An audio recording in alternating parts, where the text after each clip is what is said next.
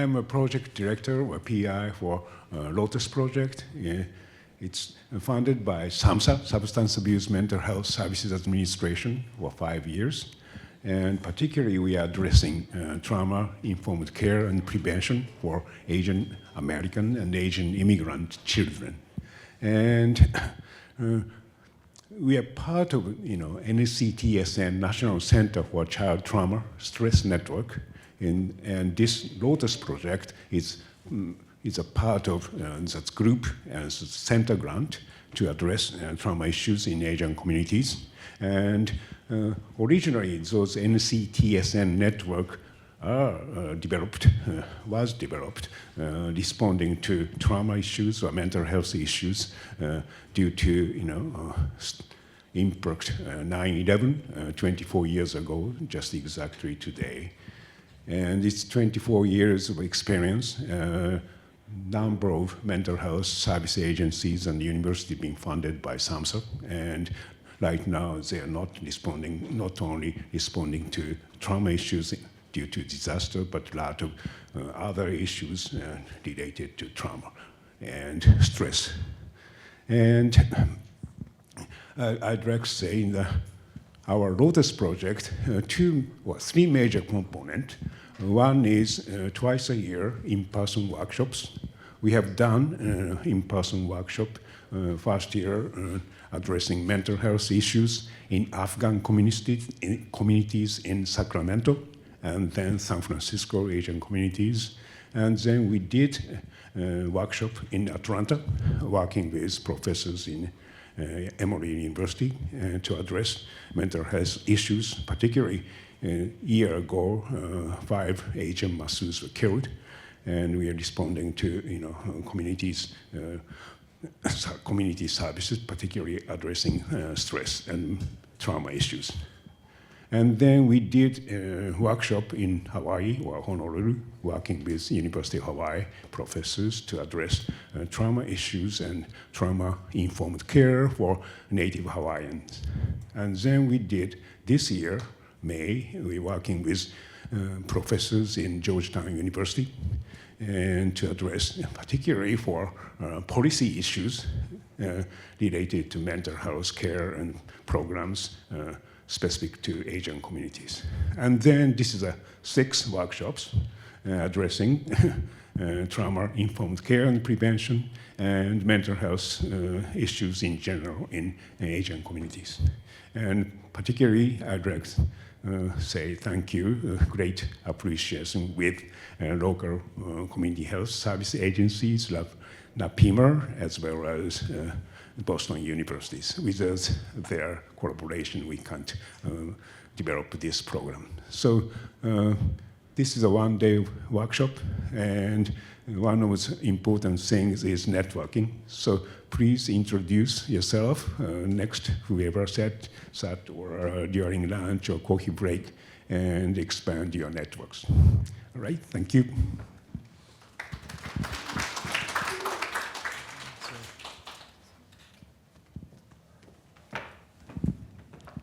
Hello.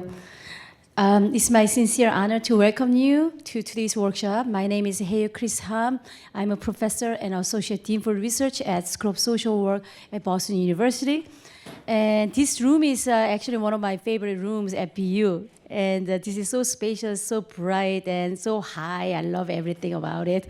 And especially, I really like this workshop because my old friends, my new friends are here. So many of my friends warm my heart are here.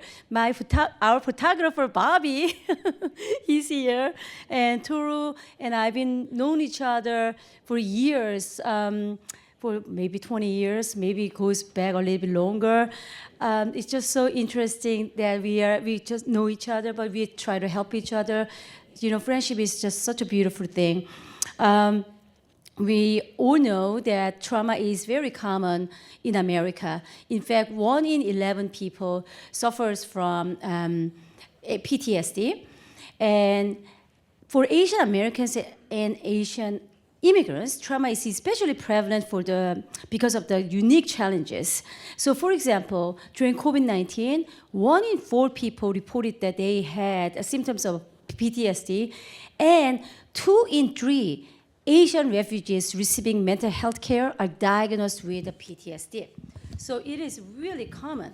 And when we talk about the suicide was the leading cause of death for Asian Americans, adolescents, and young adults in 2022.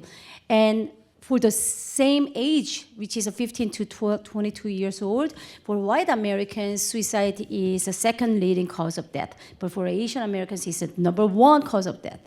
So this statistic that I'm talking about, it really shows the severe stresses and traumas among Asian Americans and Asian immigrants. And despite Asian Americans are experiencing the largest disparities in behavioral health treatment in this country.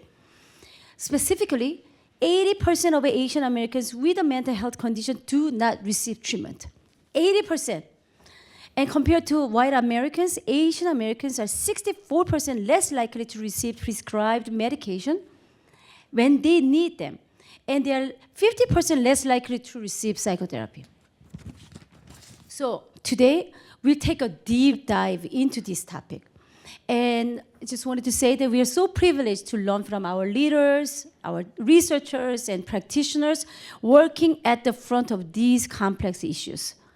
So, in conclusion, trauma is deep and complex. At the same time, our collective capacity for the empathy, advocacy, and action is strong. Together, it will only get stronger. Thank you.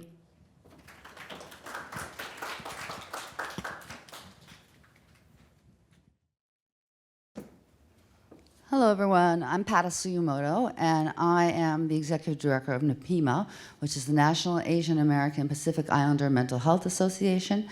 There's some information on the resource table for you to look at during breaks and whatnot. I'm also the Associate Director of Equity for the Mass Coalition for Suicide Prevention, and the co-chair for the Greater Boston Suicide Prevention Coalition as well. At NAAPIMHA, and NAAPIMHA helps sponsor this event, we have sort of 4 buckets of work. We work on culturally informed mental health trainings. We have our signature training, Achieving Whole Health, which is a wellness training. We do mental health first aid training, both youth and adult. We have multi-collaboratives and ongoing presentations to various places and that kind of thing as well. We have community-based mental health programs. We have a youth program called Friends Do Make a Difference. We also have our national Asian American Pacific Islander Empowerment Network, which is a network of people with lived experience. There's a card on the information if you want to join. And we define lived experience as anyone who has either mental health challenges themselves, or cares for someone who has mental health challenges, a suicide loss survivor, or a suicide attempt survivor. So it's a wide berth of kind of many types of identities. And I think it's really important, that network. It's over 200 people strong. And it's really important because where, as an Asian American with lived experience, can you go and just be yourself without worrying about the stigma, without worrying about someone saying, what? You have what? That kind of stuff. So, and I'm a person with lived experience as well, and I lead from that position. In addition, we do a lot of workshops, to CBOs and employee resource groups, schools, anywhere that wants to hear us share stuff about mental health and Asian American community, we're there. We have community-driven policy and advocacy, which is we track what's happening on the Hill, which right now is a lot, as everyone knows. We have a Vote for Wellness initiative during voting time, and May 10th is National AA and HPI Mental Health Day, and we promote that in May. And finally, we have community crisis supports and response. So if there's a disaster or a crisis someplace, sometimes people will reach out to us, we'll provide referrals, sometimes set up listening circles, that kind of thing for community healing, grief, that kind of work as well. So those are sort of the 4 buckets that we do at NAAPIMHA. And I just wanted to mention the other thing is the Greater Boston Suicide Prevention Coalition We have a Garrett Lee Smith grant, which is a national grant for youth suicide. And in Boston, in Suffolk County, there was an uptick in the latest stats of AAPI suicide. And so one of the things that we're going to do in our coalition is focus on that population. So I'm very anxious to network with local folks to better promote that effort as well.